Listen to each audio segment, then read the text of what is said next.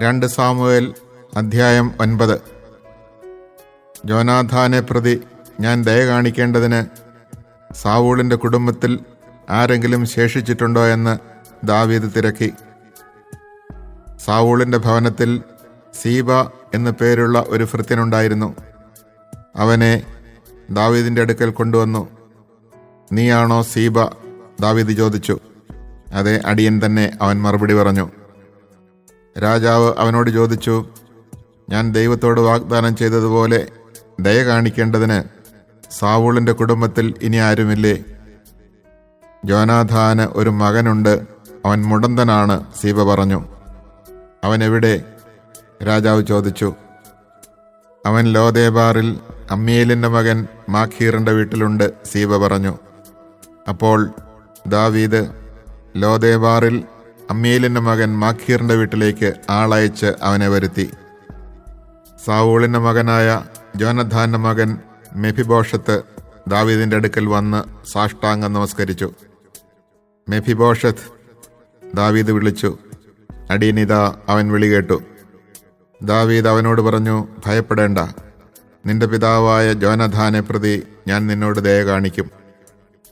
നിന്റെ പിതാമഹനായ സാവൂളിൻ്റെ ഭൂമിയെല്ലാം ഞാൻ നിനക്ക് മടക്കിത്തരും. നീ എപ്പോഴും എന്നോടൊപ്പം ഭക്ഷണം കഴിക്കുകയും ചെയ്യും.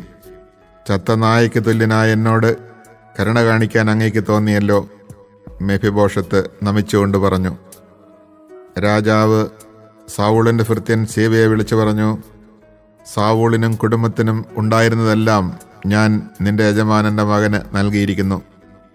നീയും മക്കളും ദാസന്മാരും കൃഷി ചെയ്ത് നിന്റെ യജമാനന്റെ മകന് ഭക്ഷണത്തിനുള്ള വക കൊണ്ടുവരണം. മെഫിബോഷത്ത് എപ്പോഴും എന്നോടൊപ്പം ഭക്ഷണം കഴിക്കും.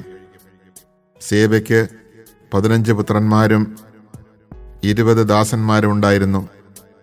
എൻ്റെ യജമാനനായ രാജാവ് കൽപ്പിക്കുന്നത് പോലെ അടിയൻ ചെയ്യാം, സീബ പറഞ്ഞു. അങ്ങനെ രാജാവിൻ്റെ പുത്രന്മാരിൽ ഒരുവനെ പോലെ മെഫിബോഷത്ത് ദാവീദിൻ്റെ മേശയിൽ ഭക്ഷിച്ചു പോന്നു. മെഫിബോഷത്തിന് ഒരു കൊച്ചുമകനുണ്ടായിരുന്നു, മീക്ക. സീബയുടെ വീട്ടിലുണ്ടായിരുന്നവരെല്ലാം മെഫിബോഷത്തിൻ്റെ ദാസന്മാരായി തീർന്നു. അങ്ങനെ മെഫിബോഷത്ത് ജെറൂസലമിൽ പാർത്ത് എപ്പോഴും രാജാവിൻ്റെ മേശയിൽ ഭക്ഷണം കഴിച്ചു പോന്നു. അവൻ്റെ 2 കാലിനും മുടന്തായിരുന്നു. Chapter 9. David asked, Is there any survivor of Saul's house to whom I may show kindness for the sake of Jonathan? Now there was a servant of the family of Saul named Ziba. He was summoned to David, and the king asked him, Are you Ziba? He replied, Your servant. Then the king inquired, Is there any survivor of Saul's house to whom I may show God's kindness? Ziba answered the king, There is still Jonathan's son, whose feet are crippled. The king said to him, Where is he? And Ziba answered, He is in the house of Machir, son of Ammiel, in Lodebar. So King David sent for him and had him brought from the house of Machir, son of Ammiel, in Lodebar. When Merib-Baal, son of Jonathan, son of Saul, came to David, he fell prostrate in homage. David said, Merib-Baal, and he answered, Your servant. Fear not, David said to him, I will surely be kind to you for the sake of your father Jonathan.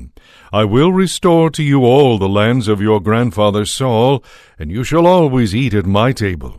Bowing low, he answered, What is your servant that you should pay attention to a dead dog like me? The king then called Ziba, Saul's attendant, and said to him, I am giving your lord's son all that belonged to Saul and to all his family. You and your sons and servants must till the land for him. You shall bring in the produce, which shall be food for your lord's family to eat. But Merib-Baal, your lord's son, shall always eat at my table. Ziba, who had 15 sons and 20 servants, said to the king, Your servant shall do just as my lord the king has commanded him. And so Merib-Baal ate at David's table like one of the king's sons. Merib-Baal had a young son whose name was Micah, and all the tenants of Ziba's family worked for Merib-Baal. But Merib-Baal lived in Jerusalem because he always ate at the king's table. He was lame in both feet.